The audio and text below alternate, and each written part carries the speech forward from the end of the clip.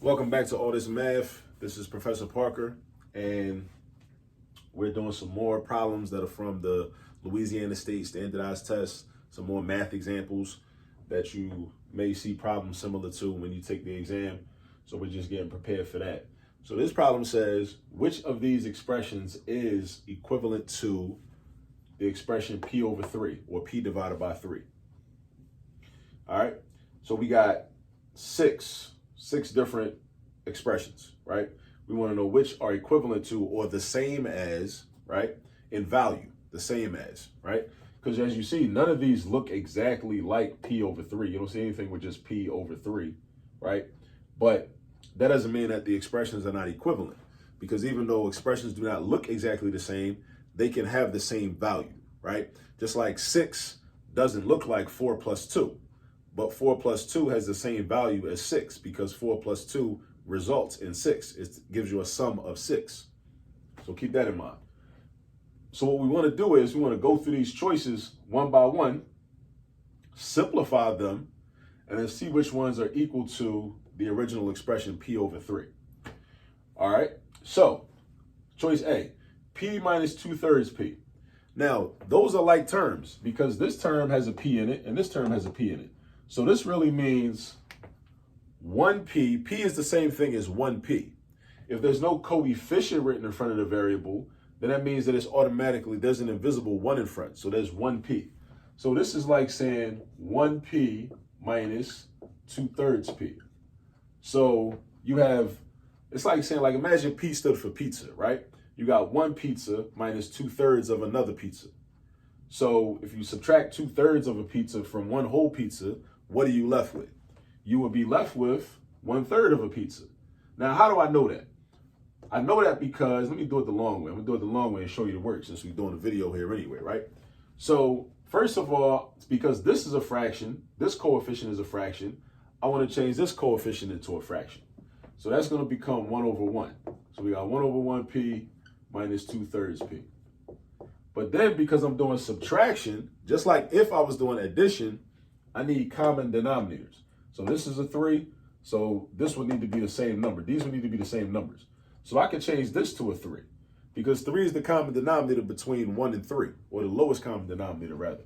But if I change this to a 3, this has to change to a 3 because 1 over 1 is equivalent to 3 over 3 because both fractions are equal to positive 1. So I got 3 over 3 P minus 2/3 P, right?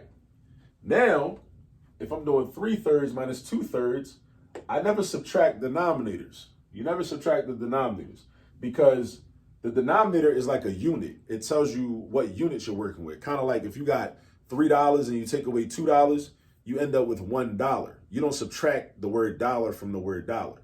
The dollar is the unit. Even though this is a number in the denominator is a unit also. We're dealing with thirds. And actually, now I think about it, it might even be more helpful if instead of using a number down here, we wrote a word, thirds, right? Because then students would be even less likely to make the mistake of subtracting the denominators if they was written out like words. I might start doing that. So anyway, this how many thirds you got up here? You got 3 of them minus 2 of them. So 3/3 minus 2/3 gives us 1/3. So that's 1/3 P. Now, this still doesn't look exactly like this, but what you got to understand is that 1/3 P is the same thing as P over 3, or actually 1P over 3. And 1P over 3 is the same thing as P over 3. 1/3 P is the same thing as, because this variable, when a variable is next to a fraction, that also means that the variable is being multiplied by the numerator. You know why? Because what if I made the variable, I know I'm doing a very long explanation of this, right? But just bear with me. What if this variable is written as a fraction? If the variable was written as a fraction, then it would be, let me write it down here, 1/3 times P over 1. So now the variable is written as a fraction. So if it's written as a fraction, now if I multiply them, 1 times P is P in the numerator and 3 times 1 is 3 in the denominator. So that's the way to see why 1/3 P is the same thing as P over 3. Because if you rewrote P as a fraction, you would just put a 1 underneath of it.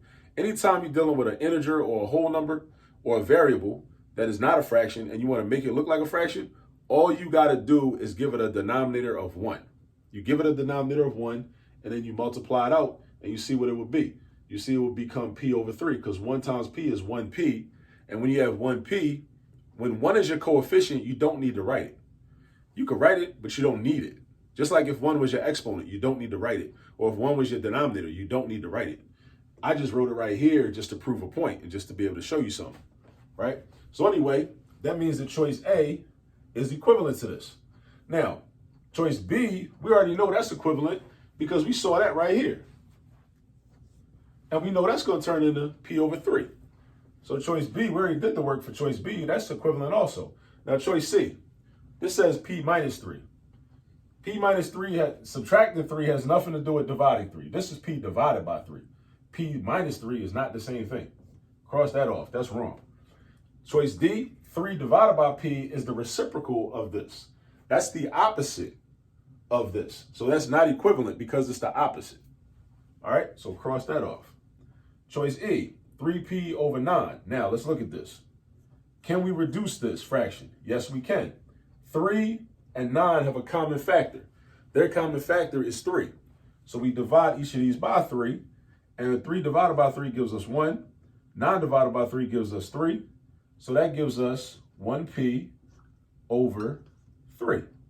And we already know from before that 1P over 3 is the same thing as P over 3 because you don't need this coefficient. When 1 is your coefficient, you don't need it, right? So that's going to give us P over 3, which is that right there. So E is good. F, 1/3 P plus 1/3 P plus 1/3 P, that's 3/3 P. And 3/3 is a whole. Anytime you have a fraction where your numerator is the same as your denominator, that fraction is equivalent to a whole 1. Not a fraction, but a whole 1. So this is just 1P. And 1P, again, we don't need 1 when it's your coefficient. It's just P. P is not the same thing as P over 3. P is not, again, I repeat, P is not the same thing as P over 3. So this is not equivalent. So the choices that were equivalent were choice A, choice B, and choice E. All right? So I know there's a lot of like details and a lot of what we call, the word for that is minutia. There's a lot of minutia, right? Just in math in general. It's a lot of minutia in math in general. But, you know, once you do enough problems and get enough practice, it'll all start to come to you. Like, you know, a lot of this stuff, I do it without even thinking about it because I just done so many problems over the years. And you'll get to that point too. So don't let it stress you out. Definitely don't let it stress you out. All right. So that's another example from the Louisiana State Math Standardized Test. And I'll catch up with you on the next practice problem. Peace.